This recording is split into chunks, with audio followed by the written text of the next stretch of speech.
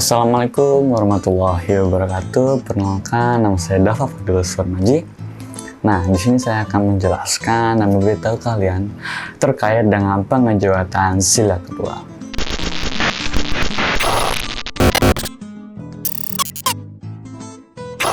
Sebelum masuk ke dalam intinya, kita harus tahu lebih dulu terkait dengan makna dari sila kedua itu sendiri. Sila kedua yang berbunyi yaitu kemanusiaan yang adil dan beradab. Nah, sila ini dilambangkan dengan rantai yang berwarna emas. Dan jika dicermati lebih lanjut lagi, ada dua jenis mata rantai di sini. Yang pertama berbentuk persegi yang melambangkan laki-laki, dan yang kedua berbentuk lingkaran yang melambangkan perempuan.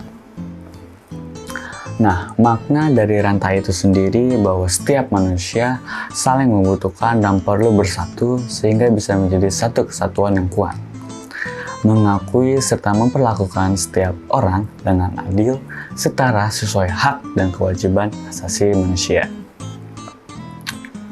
Adapun makna dari sila kedua ini menunjukkan bahwa nilai hidup yang dipegang oleh masyarakat Indonesia secara umum adalah kemanusiaan yang adil menurut hukum dan beradab sehingga seimbang dalam prakteknya.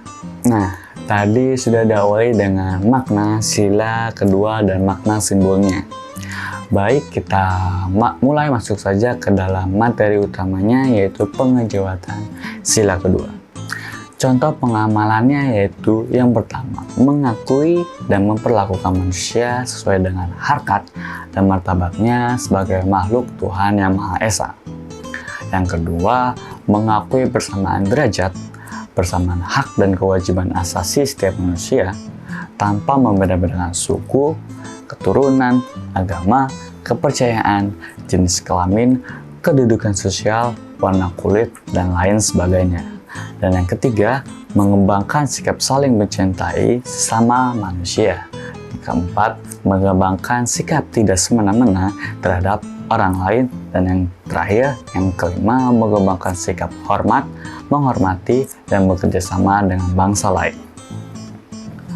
Nah, untuk perwujudannya itu sendiri, saya mengambil dari suatu kisah yang berjudul Ketika Nenek Gila Itu Meneteskan Air Mata. Jadi ceritanya itu seorang pria yang sedang menjaga ibunya yang sedang sakit di rumah sakit, dan pada suatu hari di tengah malam datang seorang nenek tua untuk berobat. Singkat cerita, nenek ini diharuskan untuk rawat inap dan dirawat sekamar dengan ibu dari pria ini. Nah, ada satu kamar dari ibu pria ini, orangnya itu tidak setuju nenek itu untuk satu kamar dengan mereka, dan menganggap nenek tua ini akan mengganggu mereka. Lalu sikap pria ini adalah meyakini bahwa nenek tua itu tidak akan mengganggu, dan selanjutnya nenek pria ini juga selalu membantu nenek ini selama ada di rumah sakit, sehingga pembayaran pun ia bantu. Semenjak itu hubungan mereka juga semakin dekat dan sudah menganggap nenek ini sebagai ibunya sendiri. Nah, dari kisah itu sangat kelihatan dari pewujudan dalam kehidupan kita dalam sila kedua. Antar sesama harus bisa saling tolong-menolong, dan adab itulah yang harus kita lebih tonjolkan kembali. Ada juga dari perwujudan dalam kehidupan sehari-hari, misal dalam lingkungan sekolah, yaitu mencegah, melarang, dan menghentikan kasus perundungan atau bullying terhadap siswa lain yang memiliki perbedaan.